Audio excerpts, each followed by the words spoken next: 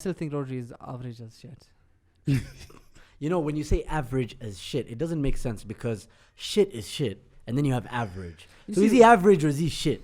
You see, when He's as average can be. I don't think all shit is the same. Depends what you've eaten. Sometimes you have like a spectacular shit, you know, like that Friday after mosque You can do biryani shit, you know. I just want to apologize to the audience. This isn't what we're talking about.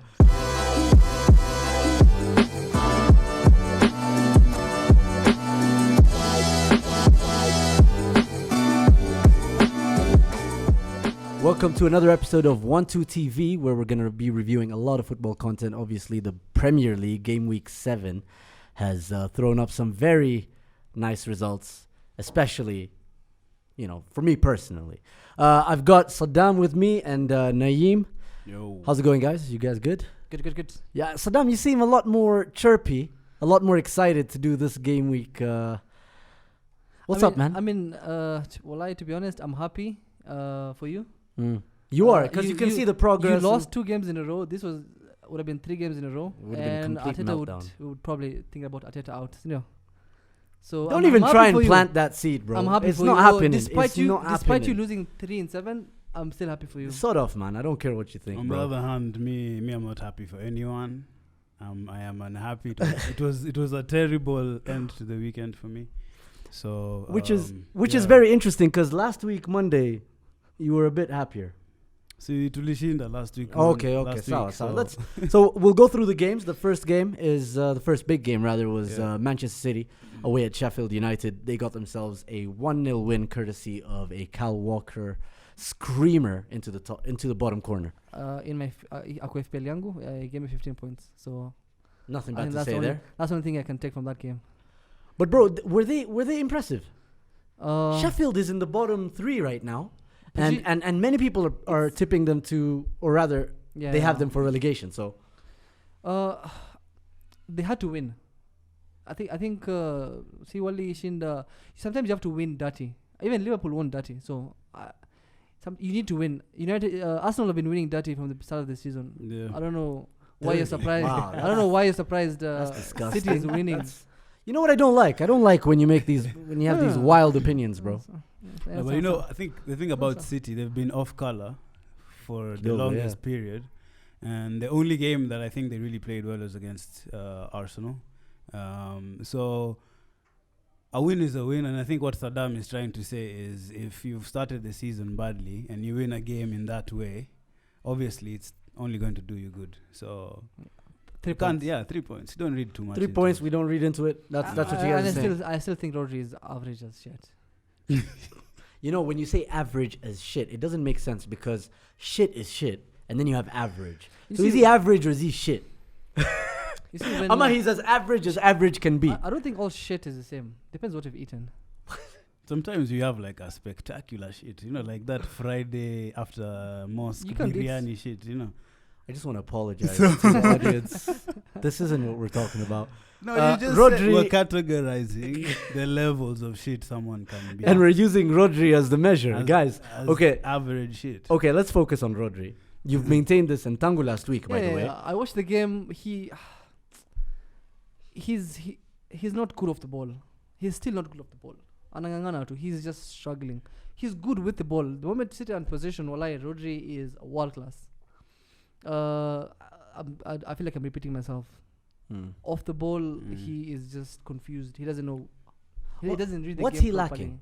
lacking? The physicality, the defensive mindset.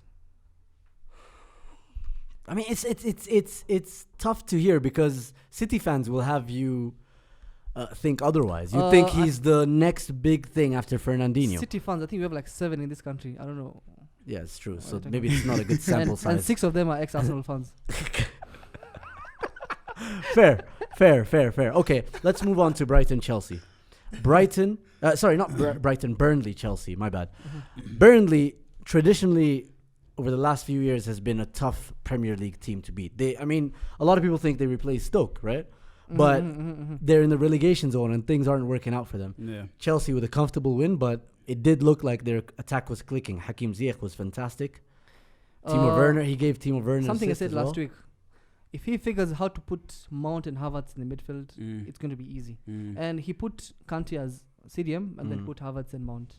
And it was an easy win. I don't think they struggled at all. Even Zuma scored a goal. I think it was an easy game. I think scored from a set piece. It's not that he got from a build-up. What do you mean? He has 2 goals this season, right? Yeah, he does. Gabriel has 1. Okay. See, the thing is... Gabriel has 1? Yeah. Gabriel Why is that necessary? No, I mean... Why was that even relevant? No, because we're comparing centre-backs. Oh, my days. And no one is comparing Gabriel with Lucio. Yeah. No, of course, nobody's doing that. Okay. Why would anyone do that? Okay. So my point is... Lampard... Certainly not me. He has to put Mount as number 8. He has to figure out how to put Mount in mid, and it was easy. Why Mount? Why? I mean, they have Kai Havertz, highly rated teenager. At the point he was being signed, he was probably the best teenage player you could sign. So I mean, he did well in Bundesliga. Yeah. I mean, so does Jadon Sancho. Bundesliga is not a bad thing. I think maybe also the fact Kante played CDM for the first time in a while. A lot of people are saying he's washed, he's on the decline. That was and stuff. disgusting, by the way. But I don't believe so. I just think he's a specialist player, and alicheza CDM juicy. So I think good performance. Yeah, good performance. So I think what Saddam is saying is if you have that mix of Kante, Mount, and whoever Havertz, else, it'll allow Havertz freedom. Yeah, but Mount is hardworking. He is. I think he is better than Havertz.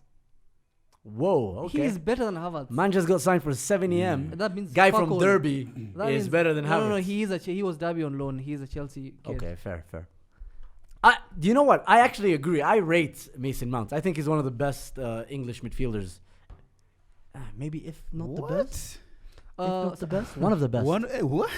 If not the best. As we speak right now, he's top 3, I think. English midfielders. Right now. Top young midfielders. Sorry, don't get me wrong. Young midfielders. There's a lot of other English midfielders. He is 100% for the future. I mean, who are you comparing him with? There's Saka, there's Phil Foden, who are very highly rated. And of course, they're very, very good. But I think the only player that's been as important to their team is Mason Mount. Especially last season. He made it tick. Yeah. Especially at the beginning of the I think they had a very good run at the beginning. It's not just that. And Tammy. Yeah. It's not just that. When you take out Bukayo Saka out of Arsenal, you don't always feel the pinch. 100%. So he can be missed some games. He can not be missed some other games. Phil Foden, quality, but because of the quality that City have, he can also not be missed. Mason Mount, when he's not playing, Chelsea struggle. Yes, and with all the signings they've made, he is still important. And also, just to finish on Chelsea, Tammy was very important in that game. Remember, he wasn't even supposed to start. I think Pulisic pulled something, and then Tammy brought in, and then Warner was put on the left. Tammy was so selfless. He was making runs to put other guys on the team. In the game. I think also Tammy is very underrated. Very underrated. Okay. But we'll see. I think he's going to have a good season. Then we finish off with Liverpool, West Ham United. West Ham, by the way, have been a tough opponent for anyone this season. They were definitely tough for us when we beat them at the Emirates. They beat Leicester, I think, 3-0? Yeah, was it 3 or 4? I think so it was a big scoreline. And that was right after Leicester had beaten City. Yes. So they're not an easy opponent. They did miss Mikel Antonio that game. But you said, or rather you think Liverpool grinded out that win. Yeah. They scored the last 7 minutes or something like that. Yeah, Diogo Jota. See, with Liverpool, the fact that they're still top of the table and they don't have Van Dijk, I mean, you have to give them some credit, Kidogo. Yeah. But then again, how long will it last and all that? What do you make of Liverpool without Van Dijk? Are you buying into this hype? Ati Kwisha defense Aiko. I think when we talk about Liverpool, first of all, there was a huge overreaction about his injury. He didn't die. 100%. Okay. Clearly something annoyed you. What's up, man? They're just sending lovely messages to their teammate. What's wrong, bro? Fuck off. Until guys wanted to just start changing rules of suspension. Yeah, no, I agree, to be honest. That outside of Van Dijk, I definitely agree. I think, anyway, that's a separate issue. And I agree with Saddam. You have to give them credit because losing a player of that caliber obviously is going to affect how you approach the season. But it seems like they've steadied the ship. And also, Fabinho. I miss Adrian, man. Adrian, bro, if you're watching this, bro, we miss you. We miss you. bro. We really do. I mean, we rarely ever get to watch him play, and when he does, he just makes it so enjoyable to watch. Worthwhile. I was finally starting to watch Liverpool games. My days, man. Anyway, no worries. But solid win for them. Get well soon, Adrian. Solid win for them. I always maintain that I think the more important component to their defense was Allison, not Van Dijk. I mean, a lot of people talk about his communication and whatnot. I'm just gonna keep quiet. No. He's going to concede goals, right? But you see, what he brings is that calmness. When if someone gets put through on goal, the defenders have that, let's say, safety net of Allison, because in 1v1 he's very strong. He's gonna save your ass, Kapsa. So I think it's gonna show more and more during the season. But you're right, Van Dijk. I mean, they're already looking to sign someone for about 40 million in January. There's linked with him, so I don't know. We'll see. We'll see how it affects them in the big games, and that's where we're coming to next. They play City next weekend. This weekend, rather. Okay, to add something. Remember, Van Dijk was bought in January, so that means Liverpool can spend big in January when they think they need someone. Definitely fair. I don't know. We'll see closer to the game as well, depending on the availability as well. Is washed, right? Diogo Jota over Firmino any day. I think Firmino I think his time is up. I think Diogo Jota, the way he started, right, and considering how poor Firmino has been, not just this season but also last season, I wouldn't say he's poor. He's just not offering more. Diogo Jota can obviously offer more. He can link up. He can score. Obviously, he's scoring goals, right? Is it worth trying Diogo Jota in that false 9 role? I mean, obviously, yes. I think play Salah number 9, and then have Mane and Jota. That's a great option. What you see, number 9 requires, according to their system, you have to be selfless. And Salah is the most selfish person in the Premier League. So, and you see that. Do you notice when he plays number 9 how good he is? Honestly, his hold-up play is something. But it has to change the whole system. It does, but it's worked. They still win their games. I think against City, you'd rather play Firmino number 9 because he can press from the front. I mean, it's not to say that Diogo Jota can't help the press. I heard someone saying he's a defensive striker. So I also had for you to understand Firmino's role, you have to go to some funny university somewhere. Yeah, you have to understand physics. I was told that by one of my co-hosts. Ridiculous, man. Anyway, look, Liverpool still looking strong. Bro, you said the only reason they won't win the league is because of Pickford. I said they'll finish second. And the reason why they won't win the league is because of Pickford. And the reason why they won't finish second right now is because of Pickford as well. Because he injured Van Dijk. I don't know how it's related. You're struggling. You're scrambling. I'll tell you that right now. However, DCL scored, so I'm good. FPL, yeah, we get it. Okay, nice. Good for you, man. But no, I love DCL. That's the thing. Oh yeah, because he's a good-looking guy. He's exactly what you need. He knows how to jump. Yeah, good quads, bro. Yeah, he knows how to jump. Seriously, this guy said he likes DCL more because he's not only a physical specimen. Super Mario. Did you just say that? Yeah. I love because you also made the sound effect. Did the sound effect. Just say it again. Say the sound effect. But we have video guys who are going to put the actual sound effect. So we're Gucci.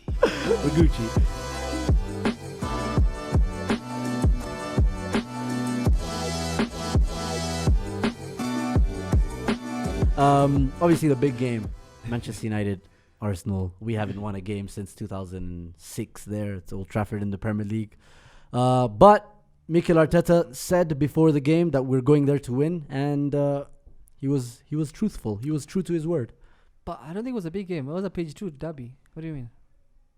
So United versus Arsenal is not a big game. That wasn't a big game. I'm sorry. Okay. But we will discuss it because my name is But it wasn't a big game. It was what about me? Game. I'm an Arsenal fan. I'm relevant. So aren't we going to discuss it because I'm an Arsenal fan? One, it was a boring game. Apart from the penalty, if it ended 0-0, that would be one of the top 5 boring games. Top 5? Who is even making this list? Top 5. Did you just start a list? Forbes, bro. Opta Hussein. Okay. Let's talk about the game then. Okay. Arteta went to his park the bus tactics, but in my opinion, he had a very attacking approach to the game. We kept the ball very well. We attacked them. We pressed them and denied them any space to play out from the back. Denied them any space to try and link up outside the box. And we had some dominant performances, man. You have been questioning Gabriel, and you've been wondering. And I told you in the first 3 games in the Premier League, he got man of the match performances. Look, I know it doesn't take much to be a man of the match defender at Arsenal because we have shit defenders. But they're parking the bus. Nah.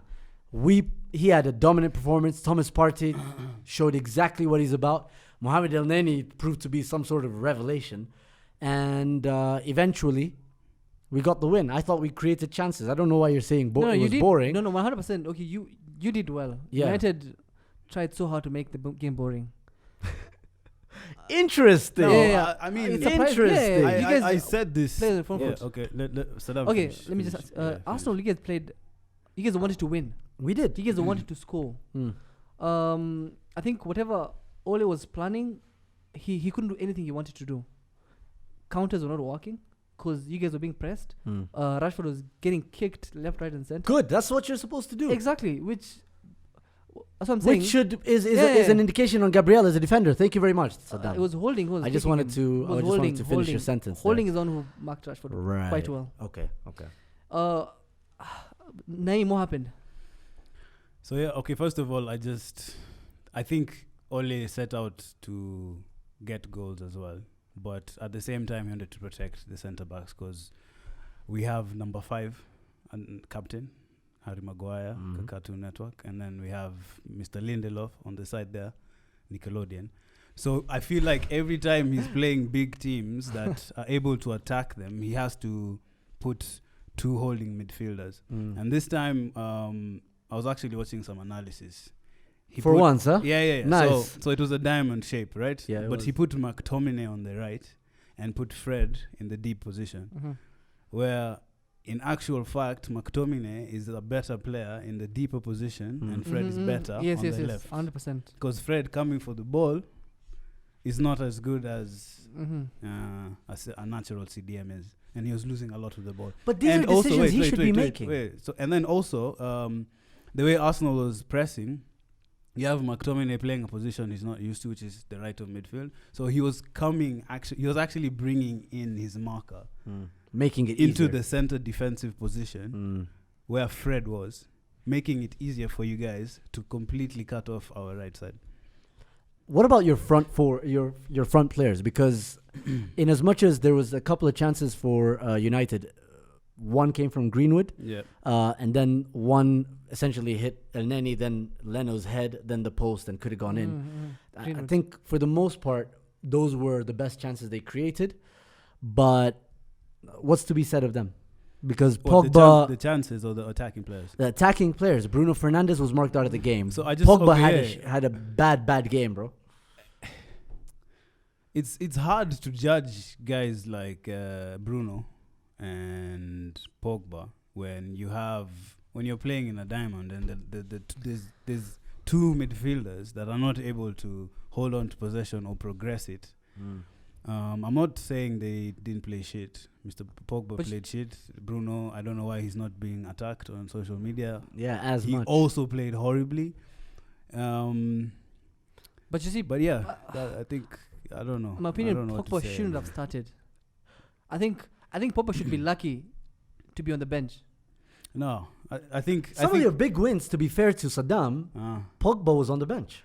And some of our big wins, Pogba actually came off the bench, and against Leipzig he played brilliantly. That is exactly what he should have done. Angeka bench, he comes on in the 60-70 minutes, he does funny thing, because you see, remember, funny things. Pogba, what the hell, listen, man? Give some credit. Listen, Pogba has 4 good passes a year. No, it.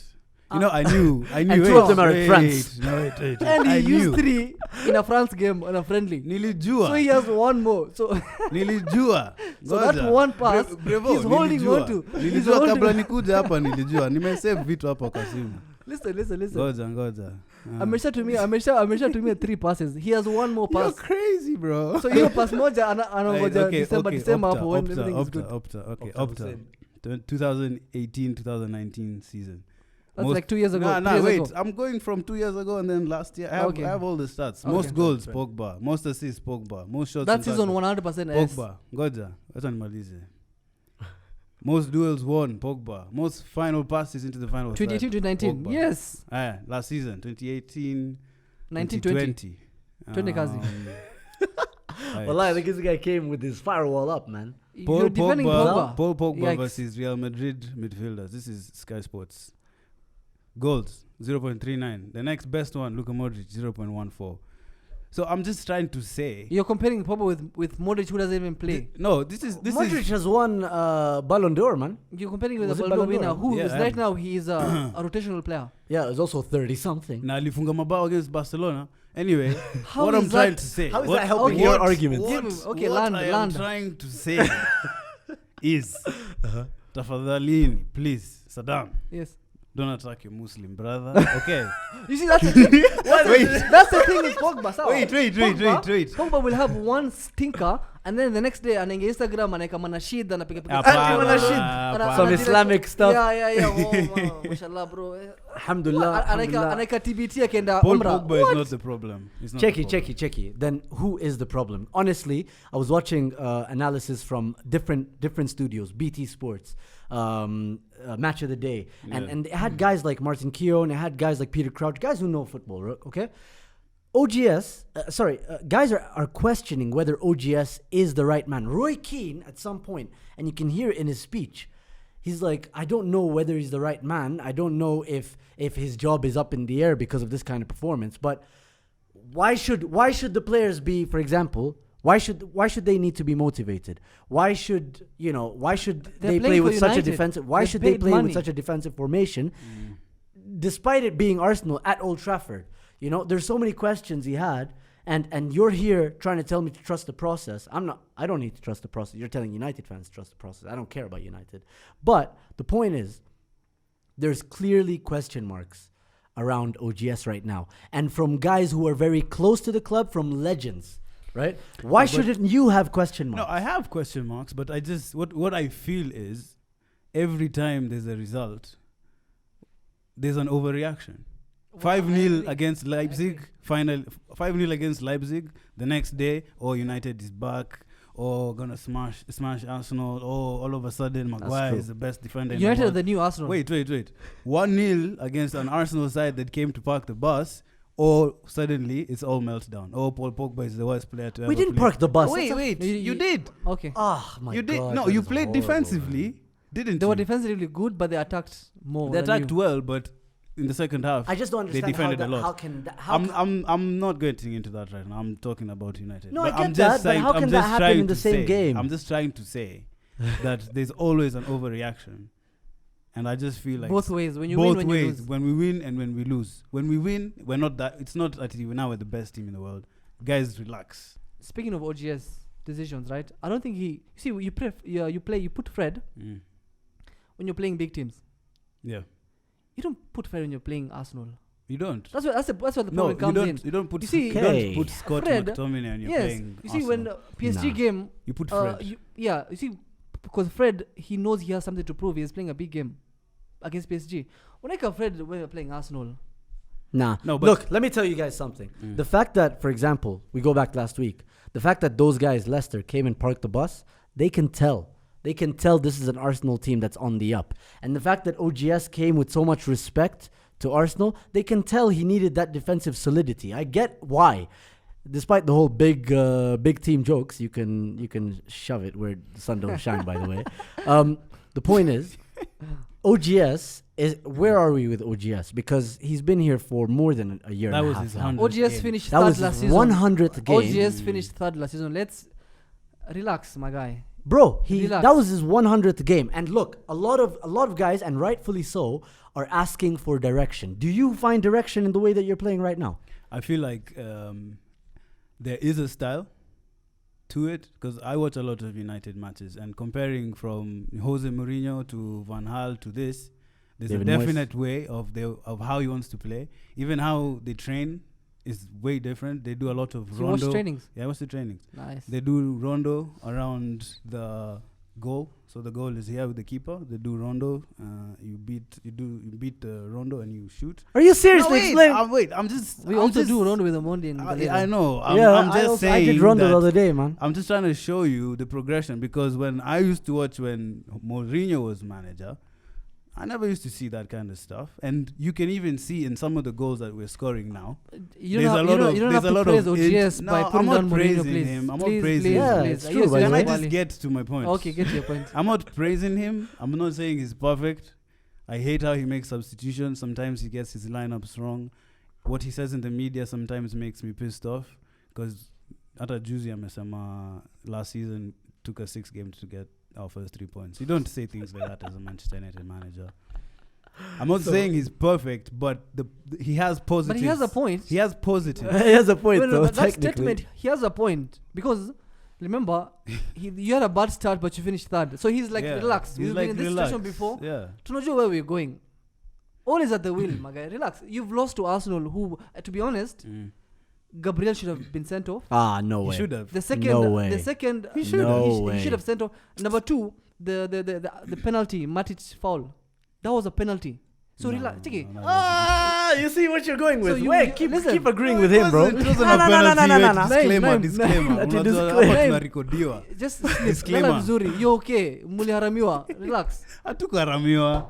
Arsenal was Bro, a better team. We were the better team. We I kept deserved to telling win, this man. guy, I don't like how this game looks, because I could tell even in the first half, these boys were not touching. Let me tell you guys, right? I'm with Naeem in terms of that hyperbole that comes with social media and United fans and even Arsenal fans, right? As soon as we win a big game, we're gonna win the Champions League soon. You know, we just need to qualify for it now. As soon as we do something bad, Arteta out. Like, there's no balance, right? But what I like about this team compared to some of the other teams I've seen in recent years is they honestly look like they believe in what the manager is trying to do. I mentioned it yesterday on our podcast. By the time, in the 65th minute, Pogba lost the ball.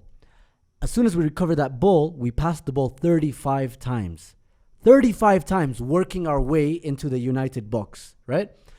If these guys didn't believe in Arteta, they wouldn't follow instruction the way they do. So they genuinely do believe in this manager, and it's looking like it's paying off. If we'd scored that goal, if it wasn't a penalty, let's say he gave it to Bellerin crossed to Aubameyang for a tap-in, guys are going to be like, hey, Arteta again, man, 35 passes. You would see all that hype, and rightfully so. But they believe in him, and honestly, we have partnerships that are showing up right now in our defense. Rob Holding, that guy came from injury. I thought Mustafi was going to play. And Mike Dean was going to be a ref. Holy crap, man. That is a good thing, that game, but that's the problem with Arteta. Let me tell you why. He changes the team a lot. But due to availability. Look at that. Last week, Willian didn't play because he was unavailable. Danny Ceballos as well, unavailable. This game, Juicy, he was unavailable. No, the week before in the Europa League, he was supposed to play, but he was unavailable. Fitness. Yeah, something to do with fitness, you know. But the point is, a lot of people are taking it as if as soon as this guy isn't playing, Arteta akonobai and say. No. It's not true. There's a lot of other issues that come into play. You guys know football, man. But you know, I want consistency. I want. True, I agree. You need a certain. You need at least 8 players constant. Let's be showing up in the first yes, 11. Yes. Yeah. So that you have the consistency. Leo Machachel Neni, he played really well. Next week, Leo. No, it's true. You're right. That's the Because thing. against Fulham, let me tell you, against Liverpool in the Community Shield, he played fantastic, and I thought, wow, okay, this is interesting. We'll keep an eye out on that. Exactly. Fulham, he came in, played amazing as well, but then the next Premier League game he gets taken off because it was a big game. He went to, I think it was Liverpool, right? Liverpool, yeah. So, it's just he takes off these players. And I think he's still figuring out his first 11. But you're right. He needs to figure that out as soon as possible. Put yourself in a player's position right now. You've played well.